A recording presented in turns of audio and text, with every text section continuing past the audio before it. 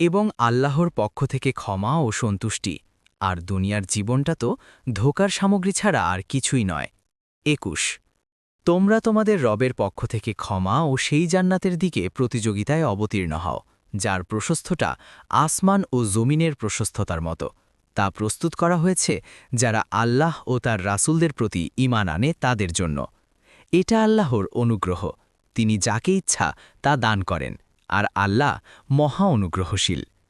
২২ জমিনে এবং তোমাদের নিজদের মধ্যে এমন কোনো মুসিবত আপতিত হলে না যা আমি সংঘটিত করার পূর্বে কিতাবে লিপিবদ্ধ রাখি না। নিশ্চয়ই এটা আল্লাহর পক্ষে খুবই সহজ।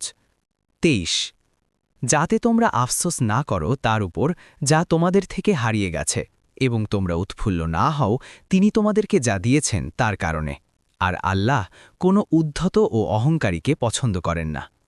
২৪ যারা কৃপণতা করে এবং মানুষকে কৃপণতার নির্দেশ দেয় আর যে মুখ ফিরিয়ে নেয়, তাহলে আল্লাহ নিশ্চয়ই অভাবমুক্ত, স্বপ্রশংসিত। ২৫ নিশ্চয়ই আমি আমার রাসূলদেরকে স্পষ্ট প্রমাণাদিসহ পাঠিয়েছি এবং তাদের সাথে কিতাব ও ন্যায়ের মানদণ্ড নাজিল করেছি, যাতে মানুষ সুবিচার প্রতিষ্ঠা করে।